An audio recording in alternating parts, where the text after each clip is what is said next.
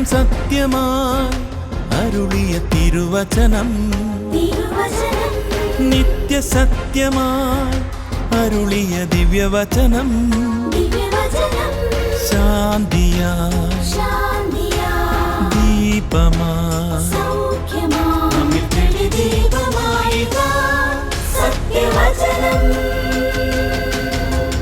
വിടുതലായി രക്ഷയായി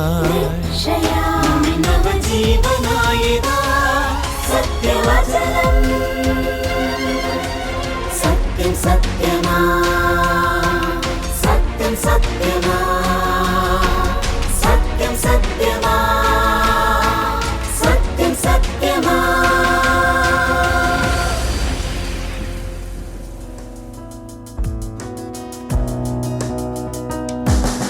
തന്നുയിരേ പാപികൾക്കായി തന്നവനാ നീനിയും, തന്നുയിരേ പാപികൾക്കായി തന്നവനാ നീനിയും.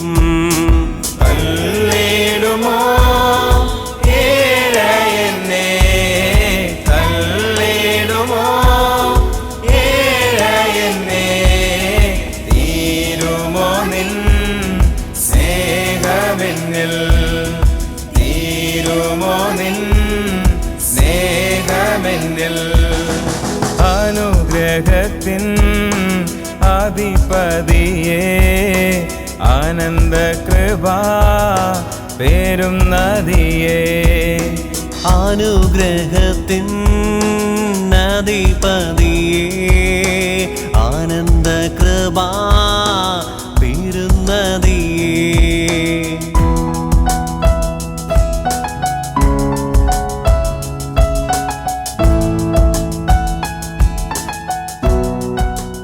സത്യസത്യമായി എന്ന ദൈവവചന സന്ദേശത്തിലേക്ക് ഏവർക്കും സ്വാഗതം. സത്യം സത്യമാ.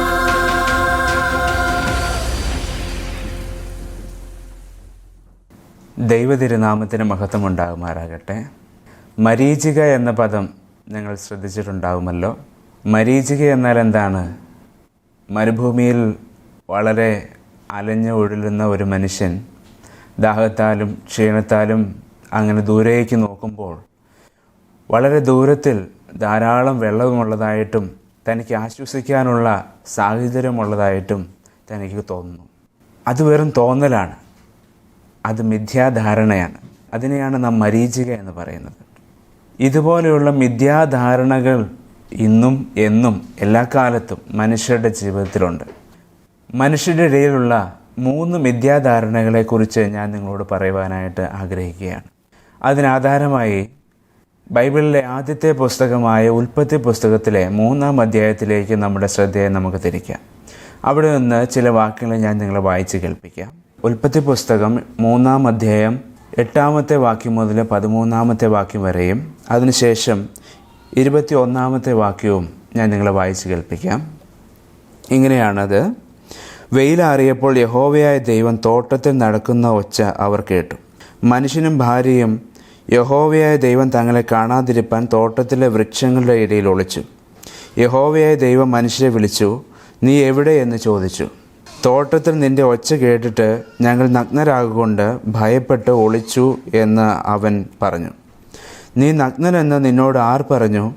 തിന്നരുതെന്ന് ഞാൻ നിന്നോട് കൽപ്പിച്ച വൃക്ഷഫലം നീ തിന്നുവോ എന്ന് അവൻ ചോദിച്ചു. അതിന് മനുഷ്യൻ, എന്നോടുകൂടെ ഇരിപ്പാൻ നീ തന്നിട്ടുള്ള സ്ത്രീ വൃക്ഷഫലം തന്നു, ഞാൻ തിന്നുകയും ചെയ്തു എന്ന് പറഞ്ഞു. 21-ാമത്തെ വചനം ഇങ്ങനെയാണ്.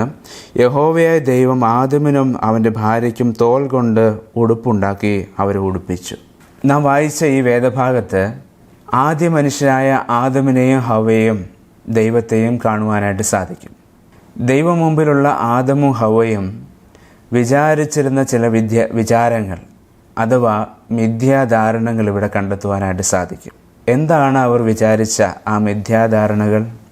ഒന്നാമത്, അവരുടെ ഒന്നാമത്തെ മിഥ്യാധാരണ എന്തായിരുന്നു എന്ന് ചോദിച്ചാൽ, അവരുടെ മുമ്പിലുള്ള സർവശക്തനായ ദൈവത്തെ മറഞ്ഞിരിക്കാം, ദൈവത്തിന് മുമ്പിൽ ഒളിഞ്ഞിരിക്കാം എന്നുള്ളതായിരുന്നു. ദൈവം വെയിലാറിയപ്പോൾ ഇറങ്ങി വരാറുണ്ട്, അവരോടൊപ്പം ഇരിക്കാറുണ്ട്, സമയം ചെലവഴിക്കാറുണ്ട്. ദൈവം അരുത് എന്ന് കൽപ്പിച്ചിരുന്ന പഴം പറിക്കുകയും തിന്നുകയും പങ്കിടുകയും ചെയ്തതിന് ശേഷം, പാപം ചെയ്ത ശേഷം ആദ്യമായി ദൈവം അന്ന് ഇറങ്ങി വന്നു. ദൈവത്തിൻ്റെ ശബ്ദം കേട്ടതും അവരുടെ ഹൃദയത്തിൽ വല്ലാതെ ഭയം ഉത്ഭവിച്ചു. അവർ ദൈവത്തിൻ്റെ അടുക്കിലേക്ക് ഓടുന്ന മനുഷ്യരായിരുന്നു ഇതിനു മുമ്പ്. ദൈവശബ്ദം കേട്ടാൽ, ദൈവം ഇറങ്ങി വന്നിരിക്കുന്നു എന്നറിഞ്ഞാൽ ദൈവത്തിൻ്റെ അടുക്കിലേക്ക് ഓടുന്നവരായിരുന്നു ഇതിനു മുമ്പ്. എന്നാൽ ഇന്നിതാ ദൈവം വരുന്നതിന് എതിരെയുള്ള ദിശയിലേക്ക് ഓടുന്ന, ഒളിക്കുവാൻ ശ്രമിക്കുന്ന ഒരു മനുഷ്യരായിട്ട് ഇവരെ കാണുവാനായിട്ട് നമുക്ക് സാധിക്കും. വൃക്ഷങ്ങളുടെ ഇടയിൽ ഒളിച്ചു, അതാണ് ഒളിക്കുവാൻ ശ്രമിക്കുന്നു, അതാണ് അവരെക്കുറിച്ച് നമുക്കിവിടെ കാണാനായിട്ട് സാധിക്കുന്നത്. എന്നാൽ ദൈവത്തിന് മുമ്പിൽ അവർക്ക് മറഞ്ഞിരിക്കുവാനായിട്ട് കഴിഞ്ഞോ? ദൈവത്തിന് മുമ്പിൽ അവർക്ക് മറഞ്ഞിരിക്കുവാനായിട്ട് കഴിഞ്ഞില്ല. അവരെവിടെയാണെന്നും അവരെന്ത് ചെയ്യുന്നെന്നും അവരെന്ത് ചെയ്തു എന്നും അറിഞ്ഞ് ദൈവം അവരുടെ അടുക്കിലേക്ക് തന്നെയാണ് വന്നത്. അവരുടെ ധാരണ എന്താണ്? വൃക്ഷങ്ങളുടെ ഇടയിലിരുന്നാൽ, ചെടികളുടെ ഇടയിലിരുന്നാൽ ദൈവം തങ്ങളെ കണ്ടെത്തുകയില്ല, ദൈവത്തെ കാണാതെ മറഞ്ഞിരിക്കാം, ഇതായിരുന്നു അവരുടെ ചിന്ത. എന്നാൽ അഖിലാണ്ടത്തെ നിർമ്മിച്ച അതിശയവാനായ, സർവജ്ഞാനിയായ, സർവസാന്നിധ്യമുള്ളവനായ ദൈവത്തിൻ്റെ അടുക്കൽ മറഞ്ഞിരിക്കാമെന്നുള്ള ശ്രമം അത് ധാരണയായിരുന്നു, മിഥ്യയായിട്ടുള്ള, വെറുതെയുള്ള ഒരു ശ്രമമായിരുന്നു എന്നുള്ളത് നമുക്ക് കണ്ടെത്തുവാനായിട്ട് സാധിക്കും. സങ്കീർത്തന പുസ്തകത്തിലെ 139 അധ്യായത്തിൽ നാം വായിക്കുന്നുണ്ട്, ഞാൻ ഇരിക്കുന്നതും എഴുന്നേൽക്കുന്നതും നീ അറിയുന്നു, എൻ്റെ നടപ്പും കിടപ്പും നീ അറിയുന്നു, എൻ്റെ ചിന്തകളും എൻ്റെ വായിലെ വാക്കുകളും നീ അറിയുന്നു. നീ അറിയാതെ ഒരു വാക്കും എൻ്റെ വായിലില്ല. രാത്രിയെങ്കിലും പകലെങ്കിലും നിനക്കത് അറിയാം. എല്ലാം അറിയുന്ന ഒരു ദൈവമാണ് നമ്മുടെ സൃഷ്ടിതാവായിരിക്കുന്ന ദൈവം. ആ ദൈവത്തിന് മുമ്പിൽ മറഞ്ഞിരിക്കാമെന്നും ദൈവമൊന്നും കാണുന്നില്ല എന്നും വിചാരിച്ചാണ് മനുഷ്യവർഗം മുന്നോട്ട് പോകുന്നത്. എന്നാൽ മനുഷ്യൻ്റെ ജീവിതത്തിൻ്റെ ആരംഭം മുതൽ അവസാന നിമിഷം വരെയുള്ള എല്ലാ കാര്യങ്ങളും ദൈവം മുമ്പാകെ പരസ്യമായ വിഷയങ്ങളാണ് എന്നുള്ളത് നാം അറിഞ്ഞിരിക്കേണ്ടത് ആവശ്യമാണ്. അതുകൊണ്ട് ഈ ആദം ഹവ്വമാർ എന്തായിരുന്നു ചെയ്യേണ്ടിരുന്നത്? തങ്ങളുടെ അടുക്കിലേക്ക് വന്ന ദൈവത്തിൻ്റെ അടുക്കിലേക്ക് ചെന്ന് താണു വീണ് ക്ഷമ പറയുകയായിരുന്നു ചെയ്യേണ്ടത്. എന്നാൽ അവർ ഒളിക്കുവാനായിട്ടാണ് ശ്രമിക്കുന്നത്. ഇത് തന്നെയാണ് മനുഷ്യരൊക്കെയും ചെയ്യുന്നത്. ജീവിതത്തിൽ വന്ന കുറവുകളും പരാജയങ്ങളും പോരായ്മകളും ഒക്കെ ദൈവത്തോട് തുറന്നു പറയാനുള്ള അവസരമുണ്ടായിട്ടും അത് തുറന്നു പറയാതെ ഒളിച്ചു വയ്ക്കുവാനും മറച്ചു വയ്ക്കുവാനും മറഞ്ഞിരിക്കുവാനും ശ്രമിക്കുന്ന ഒരു ശൈലിയാണ്, താല്പര്യമാണ് മനുഷ്യരെല്ലാവരിലും ഉള്ളത്. എന്നാൽ അവൻ്റെ അടുക്കൽ ചെല്ലുവാനും ക്ഷമ ചോദിക്കുവാനും ക്ഷമ പ്രാപിക്കുവാനുമുള്ള അവസരം നമുക്കിന്നും എന്നും ഉണ്ട്. ആ അവസരം അവരുപയോഗിച്ചില്ല. തെറ്റ് ചെയ്യരുത് എന്നുള്ളതൊരു യാഥാർത്ഥ്യമാണ്. എങ്കിലും തെറ്റ് ചെയ്താൽ പിന്നെ ചെയ്യുവാനുള്ളത് തെറ്റ് ഏറ്റുപറയുക എന്നുള്ളതാണ്. എന്നാൽ അതൊന്നും ചെയ്യാതെ മറഞ്ഞിരിക്കാം എന്നാണ് മനുഷ്യൻ്റെ ധാരണ. എന്നാൽ ദൈവത്തിൻ്റെ വചനം ഇങ്ങനെ പറയുന്നു, മനുഷ്യൻ്റെ സകല രഹസ്യങ്ങളുമായി ന്യായവിസ്താരത്തിലേക്ക് ദൈവം മനുഷ്യനെ നടത്തുമെന്നാണ് എഴുതിയിരിക്കുന്നത്. അതിനു മുമ്പേ അവന് മുമ്പാകെ ക്ഷമ ചോദിക്കുകയും തങ്ങളുടെ കുറവുകളെ ഏറ്റുപറയുകയും ചെയ്താൽ കരുണ ലഭിക്കുവാനുള്ള അവസരം നമ്മുടെ മുമ്പിലുണ്ട്. അതുകൊണ്ട് മനുഷ്യൻ്റെ മിഥ്യാധാരണ മാറ്റിവെച്ച്, നാം ഓരോരുത്തരും നമ്മുടെ മിഥ്യാധാരണ മാറ്റിവെച്ച് എനിക്ക് മറഞ്ഞിരിക്കുവാനായിട്ട് കഴിയും എന്ന ധാരണ മാറ്റിവെച്ച് ദൈവം മുമ്പാകെ നമ്മുടെ ചെറുതോ വലുതോ ആയ കുറവുകളെ ഏറ്റുപറയുവാൻ, ക്ഷമ ചോദിക്കുവാൻ നാം തയ്യാറായാൽ, നമുക്ക് ക്ഷമ തരുവാനും നമ്മളെ ശുദ്ധീകരിക്കുവാനും തയ്യാറായ ദൈവം നമ്മുടെ മുമ്പാകെയുണ്ട്. രക്ഷിതാവായി അവൻ നമ്മുടെ മുമ്പാകെയുണ്ട്. യോഹന്നാൻ എഴുതിയ 1-ാം ലേഖനത്തിൻ്റെ 1-ാം അധ്യായത്തിൽ നാം വായിക്കുന്നു, നാം നമ്മുടെ പാപങ്ങളെ ഏറ്റുപറയുന്നുവെങ്കിൽ അവൻ നമ്മുടെ പാപങ്ങളെ ക്ഷമിച്ച് സകല അനീതിയും പോക്കി നമ്മെ ശുദ്ധീകരിപ്പാൻ തൊക്കൊണ്ടും വിശ്വസ്തനും നീതിമാനുമാകുന്നു എന്ന് നാം വായിക്കുന്നുണ്ട്. നാം നമ്മുടെ പാപങ്ങളെ ഏറ്റുപറഞ്ഞാൽ മതി, അതിനെ മറച്ചു വയ്ക്കുകയല്ല ചെയ്യേണ്ടത്. നമ്മെ അറിയുന്ന, നമ്മുടെ പാപങ്ങളെ അറിയുന്ന, നമ്മുടെ ജീവിതത്തെ അറിയുന്ന ദൈവത്തിൻ്റെ അടുക്കൽ നമ്മുടെ ജീവിതത്തെ മറച്ചു വയ്ക്കുക എന്ന് പറഞ്ഞാൽ അത് നടക്കുന്നൊരു കാര്യമല്ല. നമ്മുടെ മനസ്സിൽ മാത്രം അങ്ങനെ ചിന്തിക്കുന്നു എന്ന് മാത്രമേ ഉള്ളൂ. അതുകൊണ്ട് അവൻ്റെ മുമ്പിൽ തുറന്ന പുസ്തകം പോലെ ഇരിക്കുന്ന നമ്മുടെ ജീവിതം ഒന്ന് സമ്മതിച്ചു കൊടുക്കുക, ദൈവത്തിന് മുമ്പാകെ ഏറ്റുപറയുക. അവൻ്റെ പുത്രനായ യേശുവിൻ്റെ രക്തം സകല പാപവും പോക്കി നമ്മെ ശുദ്ധീകരിക്കുന്നു എന്ന് ദൈവത്തിൻ്റെ വചനം പറയുന്നു. കർത്താവായ യേശു ക്രിസ്തു നമ്മുടെ പാപങ്ങൾക്ക് വേണ്ടിയിട്ടാണ് കാൽവരി ക്രൂശിൽ മരിച്ചത്. നമ്മെ രക്ഷിപ്പാനായിട്ടാണ്, നമ്മുടെ പാപങ്ങൾക്ക് വിമോചനം തരുവാനായിട്ടാണ്, വിടുതൽ തരുവാനായിട്ടാണ്, രക്ഷ തരുവാനായിട്ടാണ്, ആ പാപങ്ങളുടെ ശിക്ഷയിൽ നിന്ന് നമ്മെ രക്ഷിക്കുവാനായിട്ടാണ് കർത്താവായ യേശു ക്രിസ്തു കാൽവരി ക്രൂശിൽ രക്തം ചൊരിഞ്ഞതും മരിച്ചതും അടക്കപ്പെട്ടതും ഉയർത്തെഴുന്നേറ്റതും. അങ്ങനെ ഒരു അവസരമുള്ളപ്പോൾ നാം അവന് മുമ്പാകെ പാപങ്ങൾ ഏറ്റുപറയുകയും കർത്താവായ യേശു ക്രിസ്തുവിനെ രക്ഷകനും കർത്താവുമായി സ്വീകരിക്കുകയും ചെയ്താൽ നമുക്ക് സ്വാതന്ത്ര്യത്തോടെ സന്തോഷത്തോടെ ജീവിക്കുവാനായിട്ട് കഴിയും. അതുകൊണ്ട് ഈ മിഥ്യാധാരണ നാം വെച്ച് പുലർത്തേണ്ട ആവശ്യമില്ല. നമ്മുടെ ജീവിതം ദൈവത്തിന് മുമ്പാകെ മറച്ചു വയ്ക്കാം എന്ന് വിചാരിച്ചാൽ അതൊരിക്കലും നടക്കുന്നൊരു കാര്യമല്ല.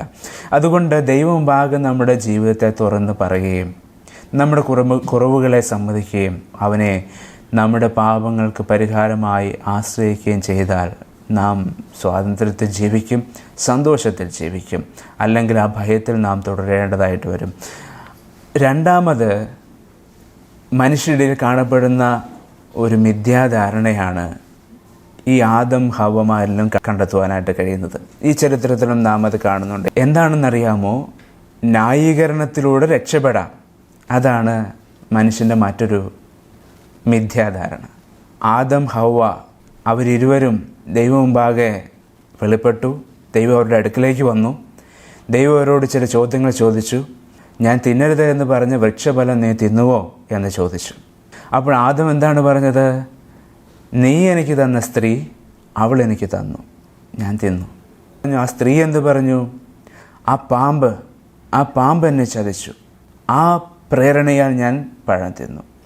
ഇതൊന്നുമല്ല കർത്താവ് ചോദിച്ചത്, ദൈവം അതാണ് ചോദിച്ചത്. നീ എന്ത് പ്രേരണയാലാണ്, എന്ത് സാഹചര്യത്തിലാണ് തിന്നത് എന്ന ചോദ്യം അവിടെ കർത്താവ് ചോദിച്ചില്ല. ദൈവം അവിടെ ചോദിച്ചത് നീ തിന്നുവോ ഇല്ലയോ എന്നുള്ളതാണ്. എന്നാൽ മനുഷ്യൻ പറയുന്നത് അവൾ എനിക്ക് തന്നു, ആ പാമ്പ് എന്നെ ചതിച്ചു, അതാണ് പറയുന്നത്. അതാണ് ന്യായീകരണം എന്ന് പറയുന്നത്. ഇതെല്ലാ മനുഷ്യരിലും ഉണ്ട്. നമ്മുടെയൊക്കെ ജീവിതങ്ങളിൽ പല വിഷയങ്ങളും, ചെറുതായിരിക്കാം വലുതായിരിക്കാം, പല വിഷയങ്ങളും നമ്മൾ ന്യായീകരിക്കുന്ന മനുഷ്യനാണ്. ഞാൻ ഇങ്ങനെയൊക്കെ ഉള്ള സാഹചര്യത്തിലായതുകൊണ്ടാണ് ഞാൻ അങ്ങനെ ചെയ്തത്, അല്ലെങ്കിൽ അവരെന്നോട് അങ്ങനെ ചെയ്തതുകൊണ്ടാണ്, ആ മനുഷ്യനോട് ഇങ്ങനെ സംസാരിച്ചുകൊണ്ടാണ് ഞാൻ അങ്ങനെ പറഞ്ഞത്. ഇങ്ങനെയൊക്കെ നാം പറയാറുണ്ട്. അങ്ങനെ ഒരു സാഹചര്യത്തിലായിരുന്നെങ്കിൽ ഞാൻ അങ്ങനെ ചെയ്യുകയില്ലായിരുന്നു, അങ്ങനെ ചിന്തിക്കുകയില്ലായിരുന്നു. ഇങ്ങനെയൊക്കെ പറയുന്നത് എന്താണ്? ന്യായീകരണങ്ങളാണ്. ന്യായീകരണങ്ങൾ ഒരിക്കലും നമ്മെ വിജയത്തിലേക്ക് എത്തിക്കുകയില്ല. പരാജയങ്ങളെ അംഗീകരിക്കുകയും സമ്മതിക്കുകയും ദൈവത്തിൽ ആശ്രയിച്ച് കൃപ ചോദിച്ച് വിജയകരമായി മുന്നോട്ട് പോവുകയുമാണ് നാം ചെയ്യേണ്ടത്. ദൈവം മുമ്പാകെ ഒരു വിഷയത്തിലും ന്യായീകരിക്കുവാൻ നാം പോകരുത്. മനുഷ്യന് മുമ്പാകെയും പോകേണ്ട ആവശ്യമില്ല. ദൈവത്തിന് മുമ്പാകെ നമ്മുടെ കുറവുകളെ സമ്മതിക്കുക, ന്യായീകരിക്കാതെ അംഗീകരിക്കുക, നമ്മുടെ അവസ്ഥകളെ അംഗീകരിക്കുക. അത് മനുഷ്യനൊരു വലിയ പ്രശ്നമാണ്. നമ്മുടെ കുറവുകളെ അംഗീകരിക്കുകയും സമ്മതിക്കുകയും ചെയ്യുക എന്നുള്ളത് നമ്മുടെ വ്യക്തിത്വം ചെറുതായി പോകുമോ, നമ്മുടെ സ്ഥിതി താണു പോകുമോ എന്നുള്ള ചിന്തയിൽ നാം അവയൊന്നും ചെയ്യാറില്ല. എന്നാൽ നാം നമ്മുടെ കുറവുകളെ സമ്മതിക്കുക എന്നുള്ളത് നമ്മുടെ വ്യക്തിത്വത്തെ ആ അവസ്ഥയിൽ സമ്മതിക്കലിൽ കുറച്ച് കളയുന്നില്ല. ഓൾറെഡി നമ്മുടെ കുറവ് വന്നപ്പോഴാണ് കുറഞ്ഞിരിക്കുന്നത്. ഇനി നാം സമ്മതിക്കാതിരിക്കുന്നുവെങ്കിലാണ് കുറേ കൂടെ താണു പോകുന്നത്. അതുകൊണ്ട് അങ്ങനെ ചിന്തിക്കേണ്ടത് ആവശ്യമില്ല. നമ്മുടെ അവസ്ഥകൾ ദൈവം മുമ്പാകെയാണെങ്കിൽ ദൈവം മുമ്പാകെയും, മനുഷ്യന് മുമ്പാകെയാണെങ്കിൽ മനുഷ്യന് മുമ്പാകെയും സമ്മതിക്കുക. അങ്ങനെ ചെയ്തില്ല എങ്കിൽ എന്താണ് പ്രശ്നം? അങ്ങനെ ചെയ്തില്ല എങ്കിൽ പ്രശ്നങ്ങളുണ്ടാകും. ദൈവത്തോടാണെങ്കിൽ ആ ബന്ധം ശരിയായി കൊണ്ടുപോകാൻ സാധിക്കില്ല. മനുഷ്യന് മുമ്പിലാണ് നമ്മൾ ന്യായീകരിക്കുന്നതെങ്കിൽ ആ ബന്ധത്തെയും ശരിയായി കൊണ്ടുപോകാൻ സാധിക്കുകയില്ല. കുറവുകൾ എപ്പോഴും സമ്മതിക്കുവാനുള്ള വിനയം നമ്മളെ ശരിയായ ബന്ധത്തിൽ, അത് മനുഷ്യനോടും ദൈവത്തോടും ഉള്ള ബന്ധത്തിൽ ശരിയായി മുന്നോട്ട് പോകുവാൻ തക്കവണ്ണം നമ്മെ സഹായിക്കും. അതുകൊണ്ട് ന്യായീകരണത്തിലൂടെ രക്ഷപ്പെടാമെന്നുള്ള ആദമിൻ്റെയും ഹവ്വയുടെയും ആ ഒരു രീതിയും പാരമ്പര്യവും നാം അനുകരിക്കുവാൻ ശ്രമിക്കേണ്ടതില്ല. നമ്മളുടെ കുറവുകളെ അംഗീകരിക്കാം. മൂന്നാമത്, സ്വയശ്രമങ്ങളിലൂടെ പ്രശ്നങ്ങളെ അതിജീവിക്കാം എന്നുള്ള മിഥ്യാധാരണയാണ് മനുഷ്യനുള്ളത് എന്ന് കാണുവാനായിട്ട് സാധിക്കും. ഇവിടെ ആദം ഹവ്വമാർ ഒരു പാപം ചെയ്തു. ദൈവം തിന്നരുത് എന്ന് പറഞ്ഞ പഴം കഴിക്കുകയും പങ്കിടുകയും അതിനാലുള്ള തിക്താനുഭവങ്ങളിലേക്ക് കടക്കുകയും ചെയ്തു. അവരെ ഭയം ബാധിച്ചു. അവരുടെ തേജസ്സിൻ്റെ വസ്ത്രം നഷ്ടപ്പെട്ടു. ആകെപ്പാടെ ഭയം തിങ്ങി നിറഞ്ഞ ഒരു അനുഭവത്തിലേക്ക് അവർ കടന്നുപോയി. അതിനുശേഷം അവർ നഗ്നരെന്നറിഞ്ഞപ്പോൾ അവരെന്താണ് ചെയ്യുന്നത്? അവർ അവിടെ കണ്ടതിൽ മികച്ച ഇലകളൊക്കെ കൂട്ടിത്തുന്നി ഒരു വസ്ത്രം ഉണ്ടാക്കുവാനായിട്ടാണ് ശ്രമിക്കുന്നത്. തങ്ങളുടെ പ്രശ്നങ്ങളെ അതിജീവിക്കണമല്ലോ. അതുകൊണ്ട് അവരെന്താണ് ചെയ്യുന്നത്? അവർക്ക് അവരുടെ ജ്ഞാനത്തിൽ ഉള്ള ആശയങ്ങൾ ഉപയോഗിച്ച് വസ്ത്രമുണ്ടാക്കി തന്നെത്താൻ മറയ്ക്കുക, അതാണ് ചെയ്യുന്നത്. എന്നാൽ അത് ഫലവത്തായോ? ഉണങ്ങിപ്പോകുന്ന വാടിപ്പോകുന്ന അത്തിയിലകൾ കൊണ്ട് വസ്ത്രമുണ്ടാക്കിയാൽ എത്രത്തോളം ഫലപ്രദമായിരിക്കും? അതാണ് നമുക്കവിടെ കാണുവാനായിട്ട് സാധിക്കുന്നത്. അത് ഫലപ്രദമായ ഒരു പരിഹാര മാർഗമല്ല.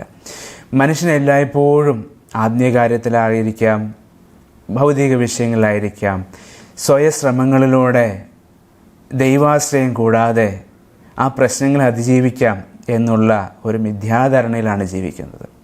മനുഷ്യൻ ചെയ്യുന്ന സ്വയശ്രമങ്ങൾ വിജയിക്കുകയില്ല.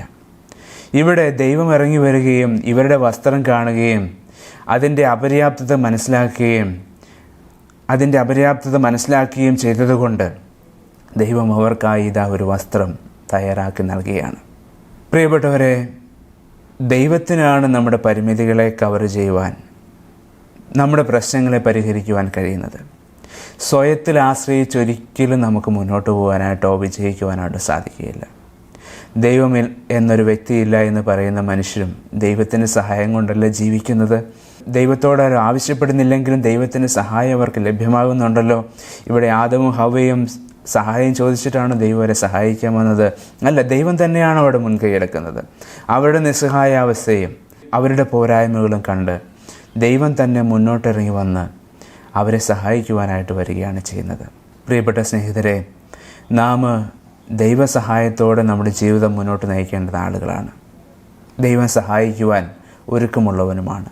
നമ്മുടെ ജീവിതത്തെ അലട്ടുന്ന പലവിധ പ്രശ്നങ്ങളുണ്ട്. നമ്മുടെ നിരാശകളാകാം, സങ്കടങ്ങളാവാം, പരാജയങ്ങളാവാം, ഭയങ്ങളാവാം, അവ ഏതുമാകട്ടെ, ഇതൊക്കെ മനുഷ്യരുടെ പ്രത്യയശാസ്ത്രങ്ങൾ പറഞ്ഞു തരുന്ന വഴിയിലൂടെ പോയി സ്വയം അതിജീവിക്കാം എന്ന് നാം ശ്രമിച്ചാൽ ദൈവത്തെ കൂടാതെ അതിനെ അതിജീവിക്കാൻ കഴിയില്ല എന്നാണ് എനിക്ക് പറയാനുള്ളത്. ദൈവത്തെ കൂടാതെ നമ്മുടെ പരാജയങ്ങളെ അതിജീവിക്കാൻ നമുക്ക് കഴിയില്ല. ദൈവത്തിൽ ആശ്രയിക്കൂ.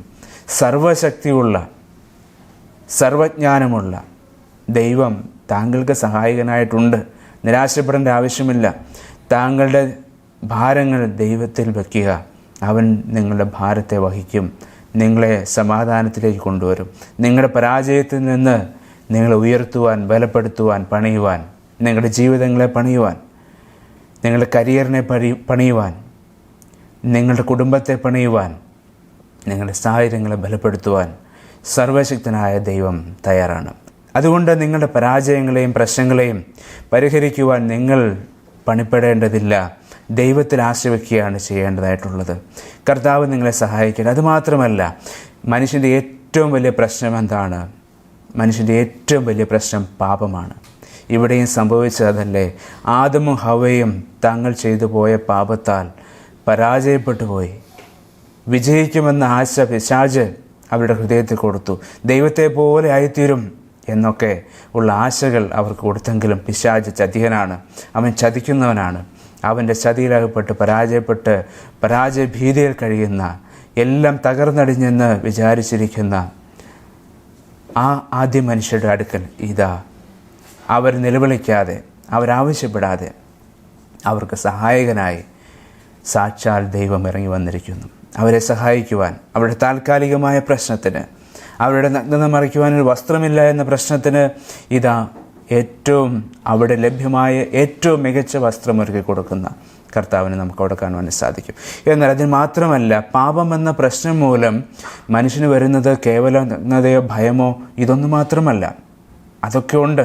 പാപത്തിന് നമ്മുടെ ജീവിതത്തിലേക്ക് കൊണ്ടുവന്ന് തരുവാൻ ഒരുപാട് കാര്യങ്ങളുണ്ട്. നാണക്കേടും പരാജയവും ഒക്കെ നമ്മുടെ ജീവിതത്തിൽ സംഭവിച്ചേക്കാം. എന്നാൽ അതിൻ്റെ എല്ലാം അവസാനമായി ഒരു ന്യായവിധിയിലേക്കും ഒരു ശിക്ഷയിലേക്കും മനുഷ്യൻ പോകേണ്ടതായിട്ട് വരും. അതാണ് മനുഷ്യൻ്റെ ഏറ്റവും വലിയ പ്രശ്നം. പാപം മൂലം മനുഷ്യന് മരണം വന്നു. മരണശേഷം ന്യായവിധിയിലേക്ക് മനുഷ്യൻ പോകേണ്ടതായിട്ട് വരും. ആ ന്യായവിധിക്ക് ശേഷം നിത്യനരകമെന്ന ശിക്ഷയിലേക്ക് മനുഷ്യൻ പോകുകയും അവിടെ നിത്യകാലം ആ കഠിന ശിക്ഷയിൽ ജീവിക്കേണ്ടതായിട്ടും വരും. അവിടെ മരണമില്ല. ആ വേദനയിൽ നിന്ന് ഒരു വിമോചനം ഇല്ല. അതുകൊണ്ട് ദൈവം തന്നെ ഈ ലോകത്തിലേക്ക് ഇറങ്ങി വന്നു. അവിടെ നാം കണ്ടു, ഒരു മൃഗത്തെ കൊന്ന് അതിൻ്റെ തോലെടുത്ത് മനുഷ്യൻ്റെ നഗ്നത മറച്ചതുപോലെ പാപത്താൽ മനുഷ്യന് വന്നതായിരിക്കുന്ന അപമാനവും ശിക്ഷയും മറയ്ക്കുവാൻ കർത്താവായ യേശു ക്രിസ്തു എന്ന പേരിൽ സാക്ഷാൽ സൃഷ്ടിതാവ് ഈ ലോകത്തിലേക്ക് ഇറങ്ങി വന്നു. എൻ്റെയും നിങ്ങളുടെയും പാപങ്ങൾക്ക് പരിഹാരമായി, പകരക്കാരനായി കർത്താവായ യേശു ക്രിസ്തു തൻ്റെ ശരീരത്തിൽ ശിക്ഷ ഏറ്റെടുത്ത് നമുക്ക് പകരക്കാരനായി മരിച്ചിരിക്കുന്നു. അവൻ നമ്മുടെ പാപങ്ങളെ ചുമന്നുകൊണ്ട് ക്രൂശിന്മേൽ കയറി. അവൻ്റെ അടിപ്പിണരുകളാൽ നമുക്ക് സൗഖ്യം വന്നിരിക്കുന്നു. അതേ പ്രിയമുള്ളവരെ, കർത്താവായ യേശു ക്രിസ്തു നമ്മുടെ ഓരോരുത്തരുടെയും പാപങ്ങൾക്ക് പകരമായി കാൽവരി ക്രൂശിൽ മരിക്കുകയും അടക്കപ്പെടുകയും ഉയർത്തെഴുന്നേൽക്കുകയും ചെയ്തിരിക്കുന്നു. നാം ഇന്ന് അവന് മുമ്പാകെ, ആ രക്ഷിതാവിന് മുമ്പാകെ, നമ്മുടെ സൃഷ്ടിതാവും രക്ഷിതാവുമായ യേശു ക്രിസ്തുവിന് മുമ്പാകെ നമ്മുടെ പാപങ്ങളെ ഏറ്റുപറഞ്ഞ് ക്ഷമ ചോദിക്കുകയും എൻ്റെ പാപങ്ങൾക്ക് പകരക്കാരനായി, പരിഹാരമായി അവിടുന്ന് കാൽവരി ക്രൂശിൽ മരിച്ചതിന് നന്ദി. അങ്ങ് എൻ്റെ രക്ഷിതാവായി വന്ന് എനിക്കായി മരിച്ച് അടക്കപ്പെട്ട ഉയർത്തെഴുന്നേറ്റ എൻ്റെ ദൈവവും എൻ്റെ രക്ഷകനും എന്ന് ഞാൻ അംഗീകരിക്കുന്നു. അങ്ങ് എൻ്റെ പാപങ്ങൾക്ക് പരിഹാരമായി കാൽവരി ക്രൂശിൽ മരിച്ച് അടക്കപ്പെട്ട് ഉയർത്തെഴുന്നേറ്റ എൻ്റെ രക്ഷകനും എൻ്റെ ദൈവമെന്ന് ഞാൻ അംഗീകരിക്കുന്നു. അങ്ങാണ് കർത്താവേ എൻ്റെ ജീവിതത്തിൻ്റെ യജമാനൻ, അങ്ങാണ് എൻ്റെ ദൈവം, അങ്ങാണ് എൻ്റെ രക്ഷകൻ എന്ന് ഞാൻ അംഗീകരിക്കുന്നു, വിശ്വസിക്കുന്നു എന്ന് പറയുക. അങ്ങനെ ചെയ്താൽ താങ്കൾ വിജയിക്കും. താങ്കളുടെ പ്രശ്നങ്ങളെ പരിഹരിക്കുവാൻ കർത്താവായ യേശു ക്രിസ്തു തയ്യാറാണ്. അവനെ രക്ഷിതാവായി സ്വീകരിക്കുന്ന ഏവർക്കും അവൻ രക്ഷകനായിത്തീരുന്നു. അവൻ തൻ്റെ സ്വന്തം മകനായി താങ്കളെ ദത്തെടുക്കും. നിത്യസ്വർഗത്തിൻ്റെ അവകാശവും ഈ ലോക ജീവിതത്തിൻ്റെ നന്മയും പ്രാപിച്ച് സന്തോഷത്തോടെ, സമാധാനത്തോടെ ഈ ജീവിതം മുന്നോട്ട് നയിക്കുവാൻ താങ്കൾക്ക് കഴിയും. ഈ വിധത്തിലുള്ള നന്മയിലേക്ക് കർത്താവായ യേശു ക്രിസ്തു താങ്കളെ നയിക്കുമാറാകട്ടെ. കർത്താവിൻ്റെ നാമത്തിന് മഹത്വമുണ്ടാകുമാറാകട്ടെ. വൻവിനകൾ വന്നിടുകിൽ വലയുകയിൽ ലെൻ ഹൃദയം. വൻവീണകൾ വന്നിടുകിൽ വലയുകയിൽ എൻ ഹൃദയം. വല്ലഭൻ നീ എന്ന ഭയം, വല്ലഭൻ നീ എന്ന ഭയം വന്നിടുമോ പിന്നെ ഭയം, വന്നിടുമോ പിന്നെ ഭയം. അനുഗ്രഹത്തിൻ അധിപതിയേ ആനന്ദകൃപാ പെരുന്നതിയേ. അനുഗ്രഹത്തിൻ അധിപതിയേ ആനന്ദകൃപാ പെരുന്നതിയേ.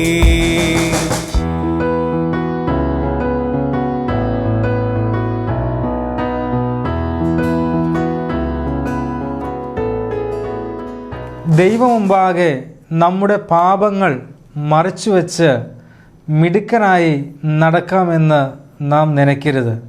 കാരണം ദൈവമെല്ലാം അറിയുന്നവനാണ്. മനുഷ്യരുടെ മുമ്പാകെ നമ്മുടെ പാപങ്ങൾ മറച്ചു വയ്ക്കുവാനായിട്ട് കഴിയുമായിരിക്കാം, എന്നാൽ ദൈവം മുമ്പാകെ ഒന്നും മറയ്ക്കുവാനായിട്ട് കഴിയുകയില്ല. ദൈവമെല്ലാം അറിയുന്നവനാണ്. പാപം മറച്ചു വയ്ക്കുന്നവന് ശുഭം വരികയില്ല എന്ന് ദൈവവചനത്തിൽ നാം വായിക്കുന്നു. നാം പാപം ചെയ്തിട്ടില്ല എന്ന് നാം പറയുന്നുവെങ്കിൽ അവനെ അസത്യവാദിയാക്കുന്നു എന്ന് നാം ദൈവവചനത്തിൽ വായിക്കുന്നുണ്ട്. പൊതുവെ മനുഷ്യർക്ക് സമ്മതിക്കുവാനായിട്ട് മടിയുള്ള ഒരു കാര്യമാണ് ഞാൻ പാപിയാണ്, എനിക്ക് തെറ്റുപറ്റി എന്ന് സമ്മതിക്കുവാൻ മടിയാണ്. പാപം ചെയ്ത് നമുക്ക് ദൈവത്തിൽ നിന്ന് അകന്ന് ഓടി ഒളിക്കുവാനായിട്ട് കഴിയുകയില്ല. ദൈവമെല്ലാം അറിയുന്നവനാണ്. അതുകൊണ്ട് ദൈവത്തിൻ്റെ സന്നിധിയിൽ നമുക്ക് സമ്മതിക്കാം, ഞാനൊരു പാപിയായിരിക്കുന്ന മനുഷ്യനാണ്. എൻ്റെ പാപത്തിന് പരിഹാരം വരുത്തുവാനാണ് കർത്താവായ യേശു ക്രിസ്തു കാൽവരിയിലെ ക്രൂശിൽ മരിച്ചത് എന്ന് നമുക്ക് ദൈവമുമ്പാകെ സമ്മതിക്കാം. കർത്താവ് യേശു ക്രിസ്തുവിലേക്ക് വരുമോ? കർത്താവെ, അവിടെ നിൻ്റെ രക്ഷകനാണെന്ന് സമ്മതിക്കുമോ? ഞാൻ മരിക്കേണ്ട സ്ഥാനത്താണ്, എനിക്ക് പകരക്കാരനായിട്ടാണ് അവിടുന്ന് കാൽവരിയിലെ ക്രൂശിൽ മരിച്ചത്, അത് ഞാൻ വിശ്വസിക്കുന്നു എന്ന് ഹൃദയത്തിൽ പറയുമ്പോൾ നമുക്ക് ദൈവത്തിൻ്റെ മക്കളായിട്ട് തീരുവാനായിട്ട് സാധിക്കും. നമുക്ക് പ്രാർത്ഥിക്കാം. ഞങ്ങളുടെ സ്വർഗീയ നല്ല പിതാവേ, ഞങ്ങളെ കേൾപ്പിച്ച നല്ല വചനത്തിനായിട്ട് ഞങ്ങൾ നന്ദി പറയുന്നു. കർത്താവേ, ഞങ്ങളുടെ ജീവിതത്തിൽ പല മിഥ്യാധാരണകൾ വച്ചു പുലർത്തുന്നവരാണ്. പാപം ചെയ്തിട്ട് ദൈവത്തിനു മുമ്പാകെ ഒളിച്ചിരിക്കാം അല്ലെങ്കിൽ മറിഞ്ഞിരിക്കാം എന്ന് ചിന്തിക്കുന്നവരാണ്.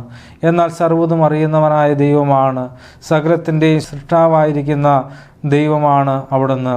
അവിടുത്തെ മുമ്പാകെ മറിഞ്ഞിരിക്കുന്നത് ഒന്നുമില്ല. കർത്താവെ, അവിടുന്ന് ഞങ്ങളുടെ പാപകരമായിരിക്കുന്ന അവസ്ഥയെ അറിയുന്നു. അവിടുന്ന് ഞങ്ങൾക്കൊരു രക്ഷകനെ വാഗ്ദത്തം ചെയ്തു, അതോർത്ത് സ്തോത്രം. ആ രക്ഷകൻ മുഖാന്തരം കർത്താവായിരിക്കുന്ന യേശു ക്രിസ്തുവിനെ സ്വന്തം രക്ഷിതാവായി സ്വീകരിക്കുവാൻ തക്കവണ്ണം അവിടെ ഞങ്ങളെ ഏവരെയും സഹായിക്കണമെന്നോർത്ത് പ്രാർത്ഥിക്കുകയാണ്. കർത്താവിലേക്ക് തിരിയുവാൻ, ദൈവത്തിൻ്റെ പൈതലായിട്ട് തീരുവാൻ തക്കവണ്ണം ഓരോരുത്തരെയും അവിടുന്ന് ഇടയാക്കി തീർക്കണമെന്നോർത്ത് പ്രാർത്ഥിക്കുന്നു. അവിടെ ഞങ്ങളുടെ പ്രാർത്ഥനയും യാചനയും കേട്ടതോർത്ത് സ്തോത്രം. എല്ലാ യേശു ക്രിസ്തുവിൻ്റെ ധന്യമുള്ള നാമത്തിൽ തന്നെ, ആമേൻ. ഈ ദൈവവചന സന്ദേശം നിങ്ങൾക്കൊരു അനുഗ്രഹമായി എന്ന് ഞങ്ങൾ വിശ്വസിക്കുന്നു. നിങ്ങളുടെ വിലപ്പെട്ട നിർദ്ദേശങ്ങളും അഭിപ്രായങ്ങളും പ്രാർത്ഥനാവശ്യങ്ങളും ഞങ്ങളെ അറിയിച്ചാലും ഞങ്ങൾ നിങ്ങൾക്ക് വേണ്ടി പ്രാർത്ഥിക്കുന്നതായിരിക്കും. ഞങ്ങളുമായി ബന്ധപ്പെടേണ്ട വിലാസം: Agape gospel ministries, 126 Maithri Nagar, Asramam, Kollam. Email ID satyasathyamai@gmail.com. Phone number 8136936648. Bible സംബന്ധമായ നിങ്ങളുടെ ചോദ്യങ്ങളും സംശയങ്ങളും ഞങ്ങളുടെ വാട്സപ്പ് നമ്പർ മുഖേന ഞങ്ങളെ അറിയിച്ചാലും ഞങ്ങൾ നിങ്ങൾക്ക് ഉത്തരം നൽകുന്നതായിരിക്കും. അതോടൊപ്പം തന്നെ ഈ പ്രോഗ്രാമിൻ്റെ മറ്റു സന്ദേശങ്ങളും പാട്ടുകളും വീണ്ടും കേൾക്കുന്നതിനായി ഞങ്ങളുടെ സത്യസത്യമായി എന്ന ഫേസ്ബുക്ക് പേജും സത്യസത്യമായി എന്ന യൂട്യൂബ് ചാനലും സന്ദർശിച്ചാലും ദൈവം നമ്മെ ധാരാളം അനുഗ്രഹിക്കുമാറാകട്ടെ. സത്യം സത്യം